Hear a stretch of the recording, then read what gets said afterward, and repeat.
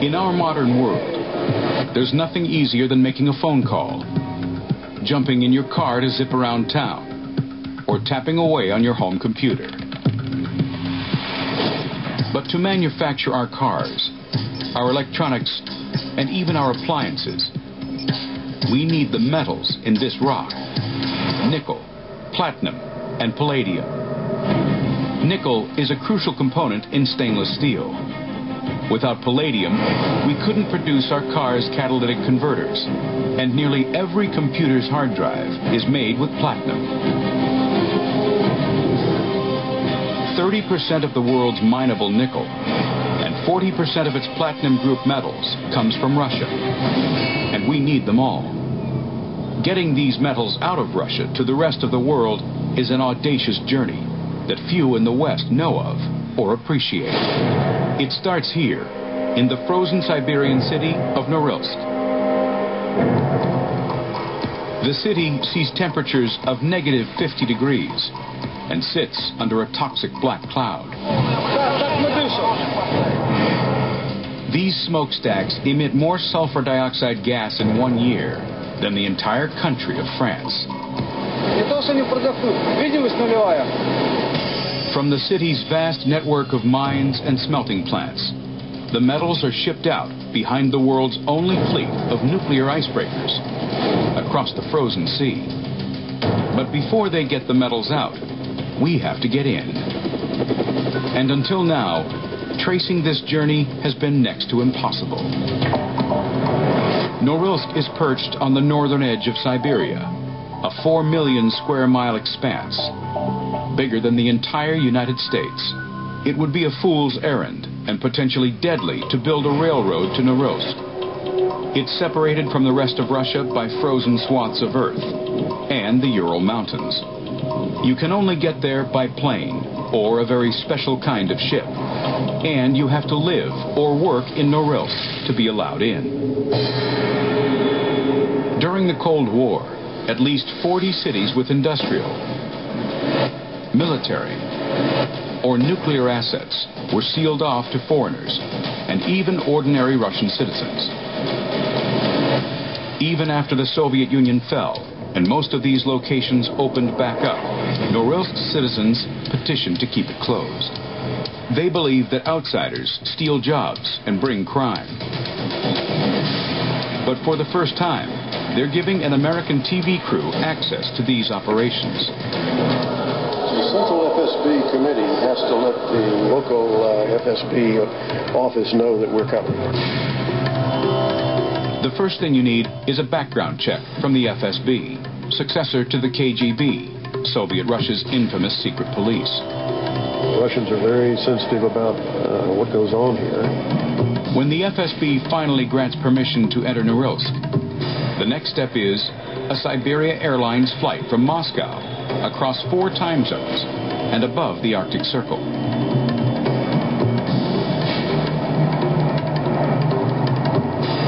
This airline's safety record includes terrorist bombings, skidding off frozen runways, and even once being shot down by a stray surface-to-air missile.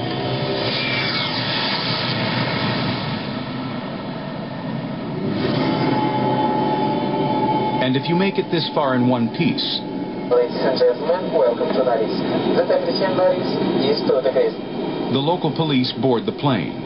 They confiscate all foreign passports. You can proceed once you convince them you have no ties to the military or the CIA.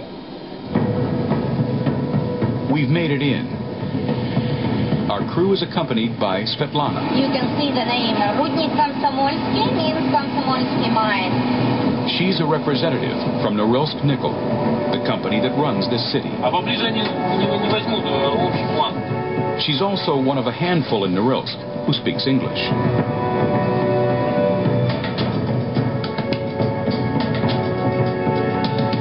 The journey of Norilsk's metals begins in the underground mines. That's blue buildings. These are intended for air ventilation of the underground operation. These giant ventilators are the lifeline to the men working thousands of feet underground. If the fans ever stopped working, it would cut off their air supply completely. Before heading underground, the men and women who work here have to strip down and get into uniform. All clothing here is standard issue, from the socks to long underwear and hard hats. Each of the 1,300 miners has an individually numbered headlamp and key card. The final piece of gear is the most essential. This is breathing apparatus. Rescue mask in case of fire or in any emergency case. As far as I know, it's enough for several hours. На сколько часов ее хватает? 60 минут ходить, 260 сидеть. So for 60 minutes walking. Mine collapses do happen, and that's not much time to escape.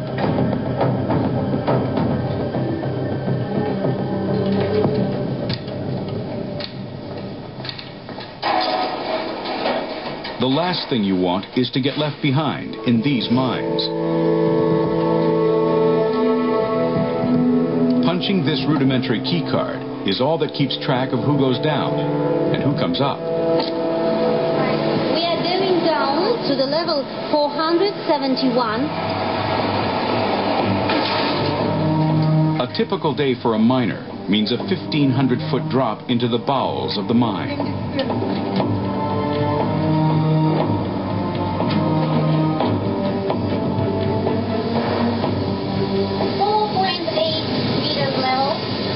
This stomach-churning ride is just their regular morning commute.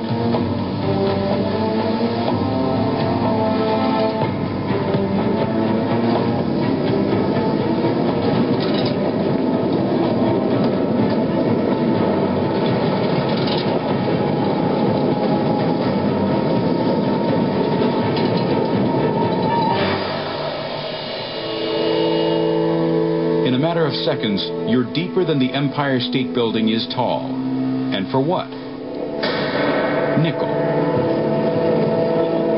Much of it bound to the United States, where America imports nearly 20,000 tons of the stuff every year. The first step is getting the ore out of the ground. These workers momentarily sit idle, waiting for a transport train to be repaired. That means our crew has to hoof it, watching out for anything that might shock us. Please stay away from the rails and please mind the wires. They are under voltage. High voltage in the ceiling? Yes, high voltage. Norilsk's mines are an underground expanse 450 kilometers long, nearly twice the length of Moscow's entire subway system. One wrong turn could get you lost for days.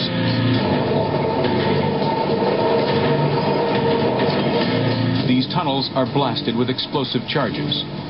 When the smoke clears, a fleet of excavators scoop out the raw ore.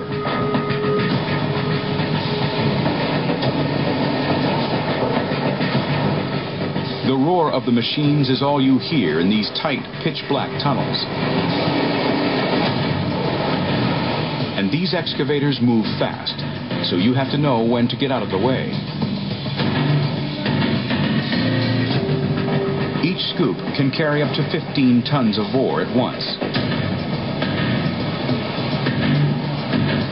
Within each ton of rock, at most 100 grams of usable metals exist.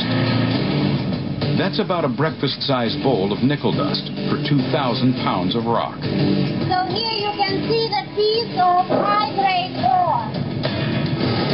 The largest pieces end up at a machine called the skip.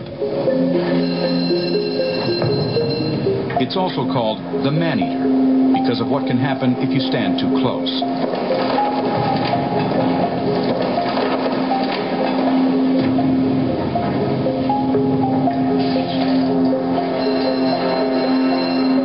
One at a time, it disconnects each rail car full of ore